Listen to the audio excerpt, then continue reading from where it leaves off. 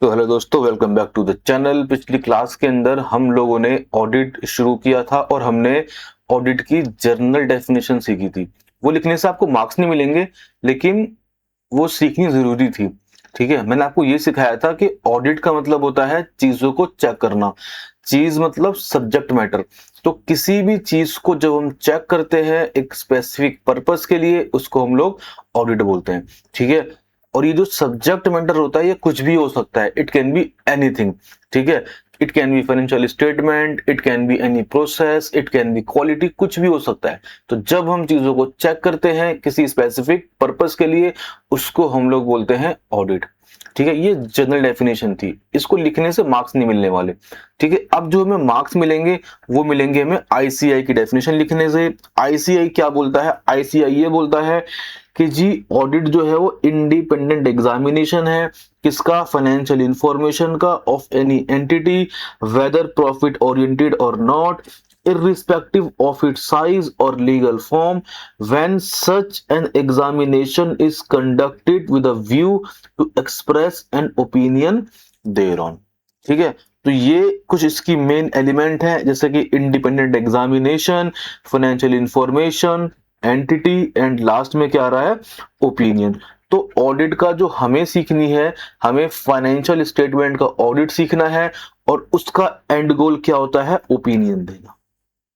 ठीक है, तो अब मैं आपको इस डेफिनेशन के हर एक पॉइंट को डिटेल में समझाऊंगा। ये इंडिपेंडेंट एग्जामिनेशन क्या है, फाइनेंशियल इंफॉर्मेशन क्या है, एंटिटी का मतलब क्या होता है, ये सब चीज हम लोग डिटेल में सीखेंगे। ठीक है, तो शुरू करते हैं। सबसे पहले हम सीखते हैं कि इंडिपेंडेंट एग्जामिनेशन का मतलब क्या होता है। तो देखो, ऑडिट जो है, ऑडिट क्या है? इंडिपेंडेंट एग्जामिनेशन है। ये इंडिपेंडेंट वर्ड की रेलिवेंस क्या है, पहले हम ये सीखते हैं। तो दोस्तों, अगर आप लोगों ने इंटर पास करी थी तो उसके अंदर, नहीं अभी तो आप इंटर में ही हो, सॉरी, इंटर के अंदर लॉ सब्जेक्ट है। आपने फाउंडेशन के अंदर भी लॉ पढ़ी थी, वहां पे आप लोगों ने सीखा था कि जो कंपनी होती है, कंपनी की होती है सेपरेट मैनेजमेंट। कंपनी क्या होती है? Separate management. इसका मतलब क्या है? इसका मतलब ये होता है कि कंपनी के मालिक अलग होते हैं और कंपनी को जो लोग मैनेज करते हैं वो अलग होते हैं। कंपनी की क्या होती है? कंपनी की सेपरेट मैनेजमेंट होती है। कंपनी को ओन करने वाले अलग होते हैं और कंपनी को चलाने वाले लोग अलग होते हैं। तो इन दोनों के बीच में कुछ ट्रस्ट इश्यूज हो जाते हैं कि ये जो कंपनी को मैनेज कर रहे हैं, जो कंपनी का पैसा है, ये लोग उसको सही से यूटिलाइज कर रहे हैं या नहीं। तो इन ओनर्स को, इन लोगों को क्या चाहिए होती है? एश्योरेंस चाहिए होती है कि जो ये मैनेजर्स लोग, जो कंपनी की मैनेजमेंट है, जो वो रिजल्ट को बता रही है, वो सही है या गलत। तो इसीलिए एक इंडिपेंडेंट बंदे को ये लोग अपॉइंट करते हैं और इसको बोलते हैं कि भाई तू इन रिजल्ट्स को चेक कर और अपना ओपिनियन दे, ताकि हमें इन रिजल्ट्स के ऊपर एश्योरेंस मिल सके। मेरी बात समझ में आ रही है? इंडिपेंडेंट वर्ड्स का रेलिवेंस क्या है? देखो, कंपनी जो होती है उसकी सेपरेट मैनेजमेंट होती है। इसका मतलब क्या है कि कंपनी अलग होती है और कंपनी को जो मैनेज करने वाले लोग होते हैं अलग। कंपनी अलग और कंपनी को मैनेज करने वाले लोग क्या होते हैं? अलग। आप लोगों को यह पता होगा कि कंपनी के अंदर जो ओनर्स बहुत सारे होते हैं, जिनको हम लोग क्या बोलते हैं? जिनको हम लोग बोलते हैं शेयर होल्डर्स। तो अब अगर कंपनी के अंदर 1000 शेयर होल्डर है तो इट इज नॉट पॉसिबल ना कि वो 1000 के 1000 लोग जाके कंपनी को मैनेज करें।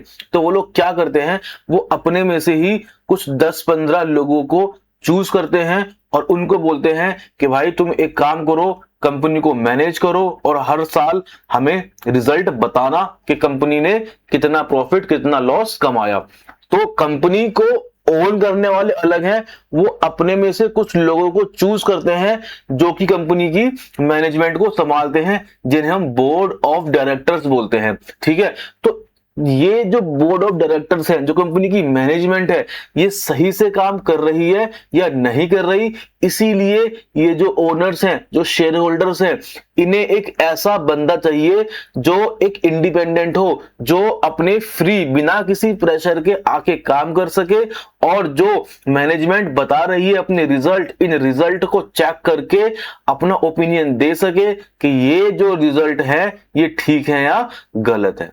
मेरी बात समझ में आई? ये जो रिजल्ट है ये ठीक है या गलत है। तो देखो कंपनी में क्या होता है, जो मैंने बताया आपको वही दिखा रहा हूं।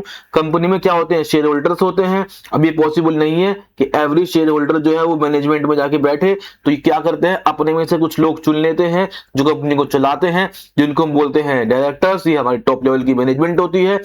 तो एक ट्रस्ट इश्यूज आ जाता है कंपनी के ओनर्स के और मैनेजमेंट के बीच के अंदर, ठीक है। अब ये जो मैनेजमेंट है ये दो काम कर रही है, ये कंपनी भी चलाती है और फाइनेंशियल स्टेटमेंट्स भी खुद ही बनाती है, खुद ही रिजल्ट भी बनाती है। तो क्या गारंटी है कि जो ये रिजल्ट बना रही है ये सही है या गलत है? इसीलिए ये ओनर्स लोग एक इंडिपेंडेंट बंदे को रखते हैं कि तू इन रिजल्ट को चेक कर और हमें बता कि चीजें ठीक है या गलत है। ठीक है, बात समझ में आई? ठीक है, ये चीज लिखी हुई है यहाँ पे। मैं एक बार बोर्ड को दिखा लेता हूं, आप लोग इसको एक बार देख लो। ठीक है, ओनर्स कौन होते हैं? कंपनी के असली मालिक होते हैं। ये लोग पैसे लगाते हैं, बिजनेस को कंट्रोल नहीं। क्यों यार? क्योंकि हर बंदा बिजनेस को नहीं चला सकता। इनको ओनर्स को सिर्फ रिपोर्ट्स मिलती हैं, ठीक है। अब ये लोग ये चाहते हैं कि यार हमारी कंपनी की जो हमें रिपोर्ट दी गई है वो रिपोर्ट ठीक है या नहीं, इन्हें कैसे पता लगेगा? तो ये लोग क्या करते हैं, ये लोग एक इंडिपेंडेंट ऑडिटर को अपॉइंट करते हैं और उनसे बोलते हैं कि भाई सुनो, हमारी जो मैनेजमेंट है, जो बिजनेस को चला रही है, तुम चेक करके बताओ कि इसने जो हमें रिजल्ट दिए हैं वो ठीक है या गलत। ठीक है, तो इसलिए हम कहते हैं कि ऑडिट क्या है, एक इंडिपेंडेंट एग्जामिनेशन है। ऑडिट क्या है, एक इंडिपेंडेंट एग्जामिनेशन है।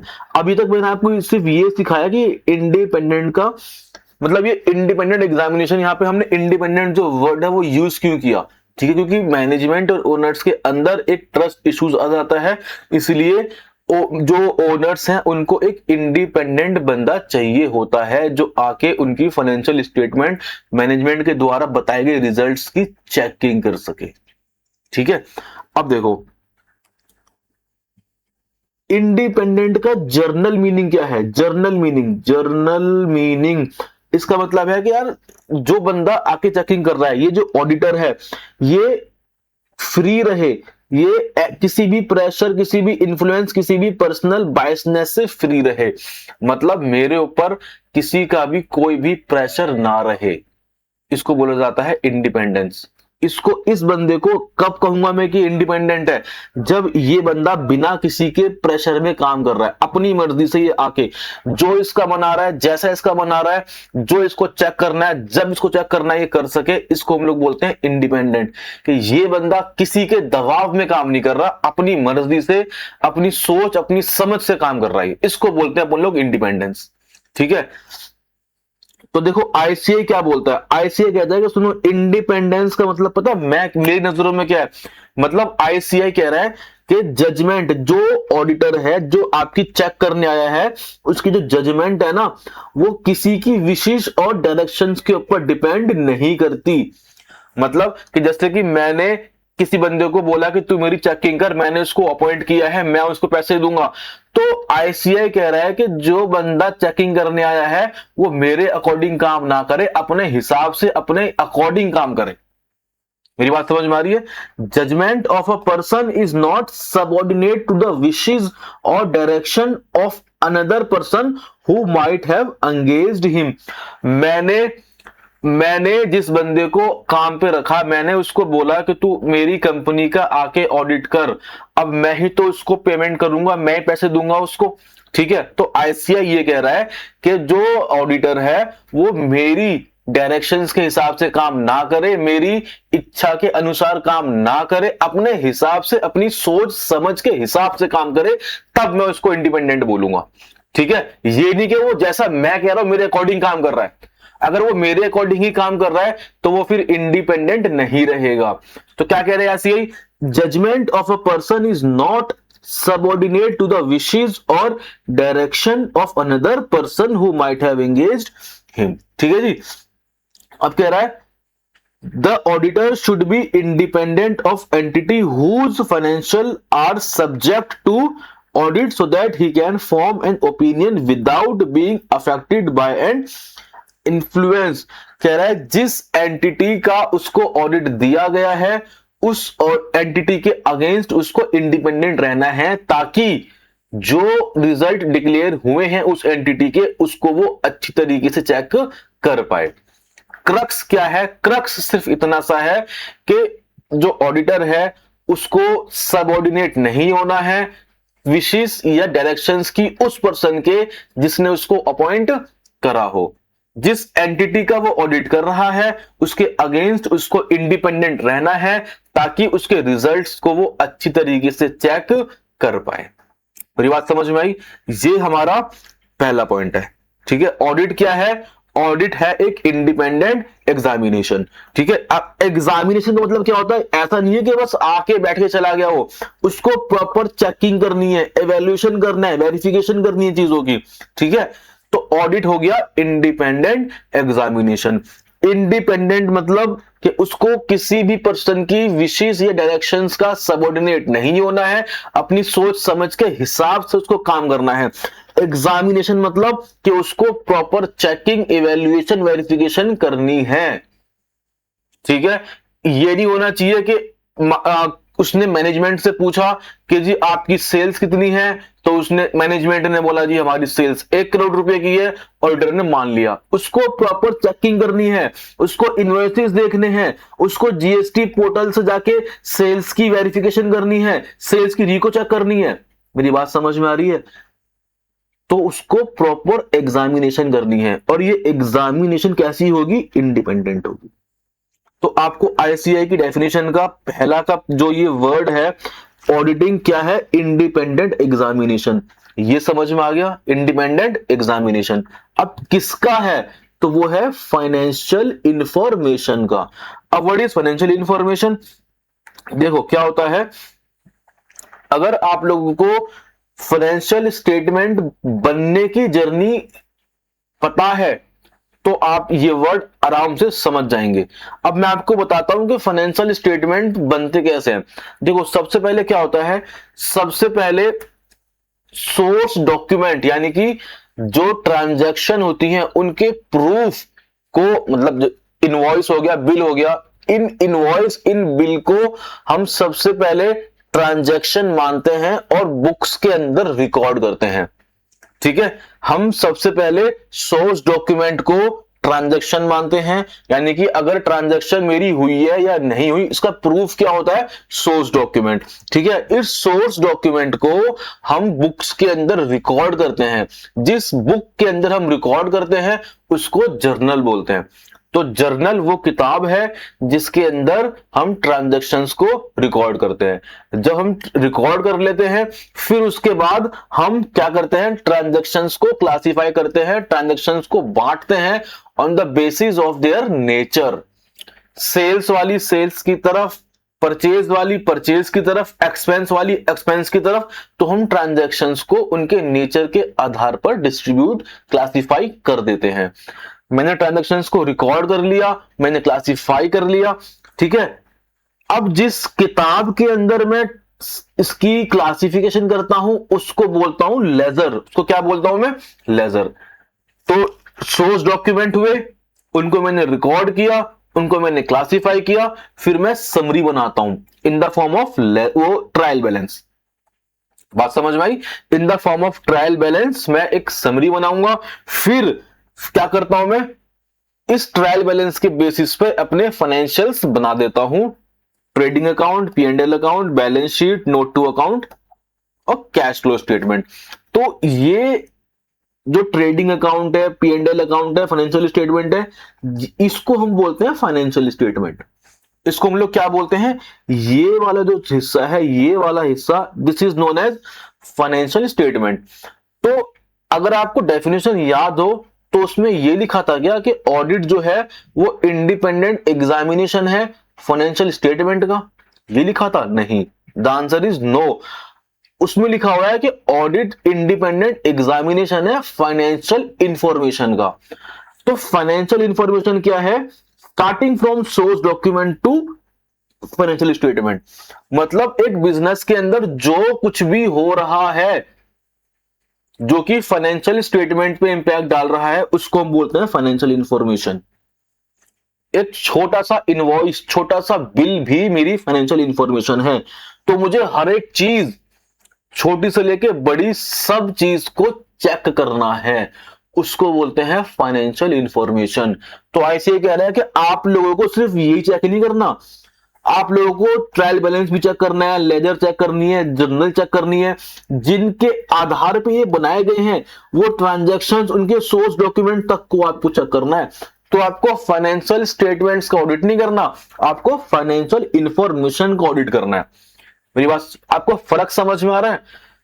फाइनेंशियल स्टेटमेंट तो हमारे एंड रिजल्ट होते हैं, ट्रांजैक्शंस होती हैं, उनको मैं रिकॉर्ड करता हूं, फिर इनको मैं क्लासिफाई करता हूं, फिर एक समरी बनाता हूं, फिर मुझे बनता है फाइनेंशियल स्टेटमेंट। तो आईसीआई कह रहा है आपको फाइनेंशियल स्टेटमेंट्स का ऑडिट नहीं करना, आपको फाइनेंशियल इंफॉर्मेशन को ऑडिट करना है। और फाइनेंशियल इंफॉर्मेशन के अंदर हर एक चीज आ जाती है, आपके सोर्स डॉक्यूमेंट आ जाते हैं, आपकी जर्नल आ जाती है, लेजर आ जाती है, सब चीज चेक करनी है आपको। मेरी बात समझ में आ रही है? तो देखो फर्क क्या, देखो जर्नी बता दी मैंने आपको, सोर्स डॉक्यूमेंट को हम जर्नल में रिकॉर्ड करते हैं, लेजर में रिकॉर्ड करते हैं, फिर मैं ट्रायल बैलेंस बनाता हूं, कुछ एंट्रीज करता हूं, ये मेरे फाइनल अकाउंट्स बनते हैं, बैलेंस ये है मेरे फाइनेंशियल स्टेटमेंट्स। तो आईसीआई कह रहा है कि आपको हर एक चीज चेक करनी है, आपको जर्नल चेक करना है, आपको इवन हर एक एंट्री भी अगर जरूरत पड़े तो आप चेक कर लो। अगर किसी एंट्री में आपको डाउट है तो आप वो एंट्री भी चेक कर सकते हो। ये आपको सिर्फ फाइनेंशियल स्टेटमेंट चेक नहीं करनी है, ऑडिट सिर्फ फाइनेंशियल स्टेटमेंट का नहीं करना, आपको फाइनेंशियल इंफॉर्मेशन का करना है। और फाइनेंशियल इंफॉर्मेशन के अंदर सब चीजें आ गई, ये सब चीज, एक सिंगल एंट्री भी फाइनेंशियल इंफॉर्मेशन का पार्ट है और आप वो भी चेक करोगे। मेरी बात समझ में आ रही है? तो देखो, बिजनेस से जुड़ी कोई भी जानकारी फाइनेंशियल इंफॉर्मेशन कहलाती है। Sales, expense, bank, customer, supplier, अरे हर एक चीज हमारी क्या है, फाइनेंशियल इंफॉर्मेशन है। और फाइनेंशियल स्टेटमेंट क्या होता है? जब मैं इसको स्ट्रक्चर्ड फॉर्म में एक सही फॉर्मेट में लिख देता हूं, वो बनती है मेरी financial statement. Trading account, balance sheet, cash flow, notes to account, ये सब मिलकर क्या बनती है भाई? Financial statement. तो बिजनेस से हर एक छोटी से छोटी चीज फाइनेंशियल इंफॉर्मेशन होती है। जब मैं इस फाइनेंशियल इंफॉर्मेशन को एक स्ट्रक्चर्ड फॉर्म के अंदर प्रेजेंट करता हूं तो वो बनता है मेरा फाइनेंशियल स्टेटमेंट। तो ऑडिट जो है वो फाइनेंशियल इंफॉर्मेशन का होता है, नॉट स्टेटमेंट्स का। मेरी बात समझ में आई? आईसीआई कहता है कि ऑडिट इंडिपेंडेंट एग्जामिनेशन है फाइनेंशियल इंफॉर्मेशन का, और फाइनेंशियल इंफॉर्मेशन के अंदर फाइनेंशियल स्टेटमेंट्स भी आती हैं। तो ऑटोमेटिकली स्टेटमेंट्स का भी ऑडिट हो गया। मेरी बात समझ में आ गई बच्चों? अब देखो हमारे दो पॉइंट समझ में आ गए हमें। डेफिनेशन के हमने दो पार्ट सीख लिए। हमने सीखा कि जो ऑडिट इंडिपेंडेंट एग्जामिनेशन है, हमने ये सीख लिया। हमने ये सीखा कि इंडिपेंडेंट क्या होता है और एग्जामिनेशन क्या होता है, और हमने सीख लिया कि फाइनेंशियल इंफॉर्मेशन क्या होती है। अब ऑडिट होना किसका है? देखो क्या लिखा हुआ है इसने, एनी एंटिटी, हर बंदे का ऑडिट होगा, चाहे वो कंपनी है, चाहे वो सोल प्रोप्राइटरशिप है, चाहे वो पार्टनरशिप है, चाहे वो प्रोप्राइटरशिप है। कह रहा है किसी भी एंटिटी का ऑडिट होगा, हर एंटिटी का ऑडिट होगा, चाहे वो प्रॉफिट वाली है, चाहे वो नॉन प्रॉफिट वाली है, चाहे वो छोटी है, चाहे वो बड़ी है, चाहे वो किसी भी लीगल फॉर्म के अंदर है, कंपनी है, पार्टनरशिप है, सबका ऑडिट होगा। ठीक है जी। देखो क्या लिखा हुआ है एंटिटी में, क्या लिखा हुआ है इन्होंने, कह रहा है एंटिटी का मतलब क्या है? एंटिटी का मतलब होता है वो पर्सन जिसका ऑडिट हो रहा होता है। अब कह रहा है कि it may be profit making, company चाहे प्रॉफिट मेकिंग हो सकती है, it may be not profit making, company में भी प्रॉफिट मेकिंग, कंपनी में भी एनपीओ। कह रहा है it may be small, it may be large, it में भी क्या इसने बोला ना कि लीगल फॉर्म कुछ भी हो सकता है। लीगल फॉर्म बोले तो कि भैया वो एलएलपी हो सकती है, पार्टनरशिप हो सकती है, प्राइवेट हो सकती है, ठीक है, स्टार्टअप हो सकती है, किसी भी लीगल फॉर्म में हो सकती है वो, ठीक है। तो audit is for every entity. मेरी बात समझ में आ गई कि नहीं आ गई? तो भैया क्या मतलब समझ में आया कि हमें ऑडिट जो है वो इंडिपेंडेंट एग्जामिनेशन है, किसका? फाइनेंशियल इंफॉर्मेशन का। किसकी फाइनेंशियल इंफॉर्मेशन का? तो हर एक एंटिटी की। और ऑडिट कराने के पीछे पर्पस क्या होता है? तो पर्पस बताया गया था हमें, ओपिनियन। ओपिनियन का मतलब क्या होता है? ऑडिट जब हमारी कंप्लीट हो जाती है, जब ये ऑडिटर जो है चेक कर लेता है फाइनेंशियल स्टेटमेंट को, फाइनेंशियल इंफॉर्मेशन को, चेक करने के बाद ऑडिटर का कंक्लूजन, क्या मतलब बोला? ऑडिटर का कंक्लूजन। तो अगर मैं आपसे पूछूं कि भाई ओपिनियन क्या है, तो आप क्या बोलोगे? कि जब ऑडिटर ने फाइनेंशियल इंफॉर्मेशन, फाइनेंशियल स्टेटमेंट को अच्छे से चेक कर लिया, उसके बाद उसका कंक्लूजन क्या है, ठीक है, उसको बोला जाता है ओपिनियन। इसने चेक किया, अब ऑडिटर क्या करेगा? चेक करने के बाद अपना ओपिनियन दे देगा। ओपिनियन का मतलब क्या है? अरे वो एक्चुअली में बोलेगा क्या? मैंने जब उनको अपॉइंट किया था, जब मैंने ऑडिटर को अपॉइंट किया था, तो मैंने उससे बोला था कि भाई तू फाइनेंशियल स्टेटमेंट्स जो है, जो मेरी फाइनेंशियल इंफॉर्मेशन है, इसको चेक कर, इसका ऑडिट कर और मुझे बता कि ये ठीक है या नहीं, अपना ओपिनियन दे। तो उस ओपिनियन के अंदर ये बोलेगा क्या? तो उस ओपिनियन के अंदर ऑडिटर बोलेगा कि सुनो, जो तुम्हारी फाइनेंशियल स्टेटमेंट है ना, in all material respect true and fair view show कर रही है या नहीं कर रही, ये ओपिनियन देगा वो। क्या देगा? कि जी मेरे ओपिनियन में तुम्हारी financial statement in all material respect true and fair view show कर रही है या नहीं कर रही। दो वर्ड दिख रहे हैं यहां पे, मटेरियल रिस्पेक्ट या ट्रू एंड फेयर व्यू। तो सबसे पहले हम ये सीखते हैं कि ऑल मटेरियल रेस्पेक्ट का मतलब क्या हुआ। तो ऑडिटर ये नहीं कह रहा कि आपके जो अकाउंट है वो 100% परफेक्ट है। ऑडिटर ये कह रहा है कि कोई बड़ी गलती नहीं है इसके अंदर। मेरी बात समझ में आ रही है? ऑडिटर क्या बोल रहा है? ऑडिटर ये कह रहा है कि तो भाई सुनो, मैंने चेक किया और मुझे तुम्हारे जो फाइनेंशियल स्टेटमेंट्स हैं वो ठीक लगे, कोई इसके अंदर सच मेजर गलतियां नहीं है। छोटी मोटी मिस्टेक तो होती ही है, कोई बात नहीं, वो चलती हैं, लेकिन कोई बड़ी मिस्टेक नहीं है। बड़ी मिस्टेक मैं किसको बोलूंगा? तो बड़ी मिस्टेक हम उसको बोलेंगे कि जो हमारे यूजर्स ऑफ फाइनेंशियल होते हैं, उनकी डिसीजन मेकिंग पर अगर वो इफेक्ट डाल रही है, तो वो एक बड़ी मिस्टेक है। और अगर कोई इंपैक्ट नहीं आ रहा, तो उसको हम लोग बोलते हैं कि भैया कोई दिक्कत नहीं है, ओके है। एग्जाम्पल लेके बताते हैं कि देखो, कंपनी का प्रॉफिट कितना है? 10 करोड़ का। हमें ऑडिट करने पे पता चल रहा है कि कंपनी ने एक स्टेशनरी एक्सपेंस था कितने रुपए का? 5,000 रुपए का, वो कम रिकॉर्ड कर रखा है। 10 करोड़ रुपए का मेरा प्रॉफिट है और कंपनी ने एक 5,000 रुपए का खर्चा कम रिकॉर्ड किया हुआ है। कोई बात नहीं, छोटा मोटा अमाउंट है, चलता है इतना, तो किसी के डिसीजंस पे फर्क नहीं पड़ेगा ये चीज, ठीक है। लेकिन अगर कंपनी का प्रॉफिट 10 करोड़ रुपए का है एक्चुअल, और कंपनी ये कह रही है कि मेरा प्रॉफिट कितने करोड़ का है? 15 करोड़ का, तो यहां पे गड़बड़ है, ये है बड़ी गलती। तुम 10 करोड़ के प्रॉफिट को 15 करोड़ बता रहे हो। सामने वाला बंदा ये सोच के इन्वेस्टमेंट कर सकता है ना कि इसका प्रॉफिट ज्यादा है, ये कंपनी ज्यादा प्रॉफिट कमा रही है। अगर मैं उस बंदे को ये बोल दूं कि भाई इसका एक्चुअल प्रॉफिट 10 करोड़ रुपए है, तो शायद उसका डिसीजन चेंज हो जाए। तो अगर किसी गलती की वजह से आपका डिसीजन चेंज हो रहा है या चेंज हो सकता है, उसको हम बोल देते हैं बड़ी गलती, मटेरियल गलती। तो ठीक है, ऑडिटर ये बोलता है कि जी मेरी ओपिनियन में तुम्हारे फाइनेंशियल स्टेटमेंट में कोई बड़ी गलती है या नहीं है, ठीक है। और ट्रू एंड फेयर व्यू वो शो कर रहे हैं या नहीं कर रहे। अब ट्रू एंड फेयर व्यू का मतलब क्या होता है? अब देखो क्या होता है, ऑडिटर ये नहीं बोल रहा कि आपकी जो फाइनेंशियल स्टेटमेंट है वो ट्रू एंड करेक्ट है। वो ये नहीं कह रहा कि मैंने हर एक चीज चेक कर ली है, 100% सब चीज ठीक है, नहीं। वो ये कहता है कि सुनो भाई, जो तुम्हारी फाइनेंशियल स्टेटमेंट है वो फ्री है किससे? बड़ी गलतियों से। वो क्या है? इसके अंदर कोई भी मेजर बड़ी गलती नहीं है, ठीक है। और जो रूल्स रेगुलेशंस थे, जो अकाउंटिंग पॉलिसीज थी, प्रोसीजर्स थे, वो सही तरीके से अप्लाई हो रखे हैं और जैसे आपके अकाउंट्स बनने चाहिए थे वैसे ही बना रखे हैं। मेरी बात समझ में आ रही कि नहीं आ रखी? अब देखो ध्यान से,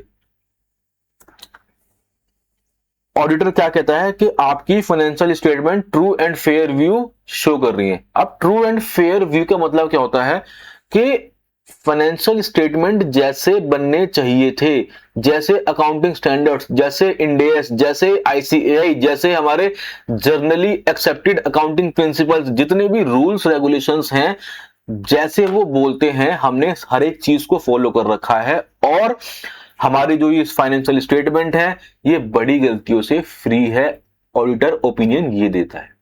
मेरी बात समझ में आई? ऑडिटर ने ऑडिट किया, उसने मेरी फाइनेंशियल इंफॉर्मेशन को चेक किया, मेरी हर एक चीज को चेक किया, तो वो क्या बोलेगा, क्या कंक्लूड करेगा? तो वो ये बताएगा कि सुनो, फाइनेंशियल स्टेटमेंट जैसे बनने चाहिए थे वैसे ही बने हुए हैं या नहीं, कंपनी ने accounting standard, Ind AS, GAAP, इन सब को फॉलो किया है या नहीं किया हुआ, प्लस कि जो फाइनेंशियल स्टेटमेंट है वो बड़ी गलतियों से फ्री है या नहीं है। बड़ी गलती को हम ऑडिट में बोलते हैं मटेरियल मिस स्टेटमेंट। अभी जो हमारा अगला वीडियो आएगा उसके अंदर हम ऑडिट के अंदर जितनी भी टर्म्स यूज होती हैं मैं उनको बताऊंगा, ठीक है। उसके बाद हम लोग चैप्टर नंबर 1 शुरू करेंगे। तो जो मेरा फ्लो रहेगा, अभी मैंने आपको सिखाई ऑडिट की डेफिनेशन, फिर मैं आपको सिखाऊंगा जितनी भी हमारी टर्म्स यूज होती हैं, जैसे material miss statement, financial statement क्या है, एप्लीकेबल फ्रेमवर्क क्या होता है, इंटरनल कंट्रोल क्या होता है, जितनी भी टर्म्स यूज होती हैं वो हम सब सीखने के बाद फिर हम चैप्टर नंबर 1 शुरू करेंगे, जिसमें हम सीखेंगे कि यार ऑडिट का पर्पस क्या होता है, ऑडिट के बेनिफिट्स क्या हैं, ठीक है। एस से 200 पढ़ेंगे, सब चीज करेंगे। अभी मैं आप लोगों का सिर्फ एक बेस बना रहा हूं और मैं आपको यह सिखा रहा हूं कि ऑडिट होता क्या है। तो कुल मिला के अभी मैंने आपको सिर्फ ये सिखाया कि ऑडिट जो होता है वो क्या है, एक इंडिपेंडेंट एग्जामिनेशन है। ऑडिट क्या है? ऑडिट इंडिपेंडेंट एग्जामिनेशन है। किसका? फाइनेंशियल इंफॉर्मेशन का। किसकी? तो किसी भी एंटिटी की, चाहे वो प्रॉफिट मेकिंग है, चाहे वो नॉट प्रॉफिट मेकिंग है, चाहे वो छोटी है, चाहे वो बड़ी है, चाहे वो कंपनी है, पार्टनरशिप फॉर्म है, एलएलपी है, किसी भी फॉर्म में हो। और हमारा एंड गोल क्या होता है? ओपिनियन देना, ठीक है जी। फटाफट से हम एक बारी इसको रिवाइज करते हैं और वीडियो को खत्म करते हैं। तो सबसे पहले हमने सीखा इंडिपेंडेंट एग्जामिनेशन। इसका मतलब क्या होता है? तो आईसीआई ये कहता है कि जो ऑडिट कर रहा है ही शुड बी इंडिपेंडेंट। इसका मतलब क्या है कि उसको किसी भी दूसरे बंदे की, जिसने उसको अपॉइंट किया हो, उसकी डायरेक्शंस, उसकी विशेस का सबऑर्डिनेट नहीं होना, उसको अपने हिसाब से काम करना है। एग्जामिनेशन का मतलब क्या है? उसको हर एक चीज को प्रॉपर तरीके से वेरीफाई कर लेना है, ठीक है। जैसे मैंने एग्जांपल दिया था कि कंपनी की सेल लिखी हुई है 5 करोड़ रुपए की, तो उसको ये मानना नहीं है, उसको ये क्रॉस वेरीफाई करना है। वो इनवॉइस चेक करे, वो जीएसटी पोर्टल पे जाए, ठीक है, तो उसको क्रॉस वेरीफाई करना है। तो ऑडिट हो गया इंडिपेंडेंट एग्जामिनेशन। किसका? फाइनेंशियल इंफॉर्मेशन का। फाइनेंशियल स्टेटमेंट और इंफॉर्मेशन अलग अलग होती हैं। फाइनेंशियल इंफॉर्मेशन पूरा का पूरा बिजनेस के अंदर होने वाली चीज को हम लोग बोलते हैं। एक छोटी सी छोटी ट्रांजैक्शन भी क्या होती है? हमारी फाइनेंशियल इंफॉर्मेशन होती है। फाइनेंशियल इंफॉर्मेशन के अंदर आती है हमारी फाइनेंशियल स्टेटमेंट। तो ऑडिट जो है वो इंडिपेंडेंट एग्जामिनेशन है। किसका? फाइनेंशियल स्टेटमेंट का। किसी भी एंटिटी का, चाहे वो छोटी है, बड़ी है, नॉट प्रॉफिट में है, प्रॉफिट के अंदर है, एलएलपी है, कंपनी है, पार्टनरशिप है, किसी भी, हर एंटिटी का ऑडिट होता है। और ऑडिट कराने का हमारा पर्पस एंड गोल क्या होता है? ओपिनियन देना। तो जब एक ऑडिटर ऑडिट कर देता है, उसके कंक्लूजन को हम लोग बोलते हैं ओपिनियन। वो ओपिनियन देता क्या है? तो बताता है कि जी मेरे ओपिनियन में तुम्हारी financial statement in all material respect true and fair view show कर रही है या नहीं कर रही। तो ये थी हमारी डेफिनेशन किसकी? आईसीआई की। फटाफट इसको एक बार देख लेंगे। मैं आपको सिर्फ बोर्ड दिखा देता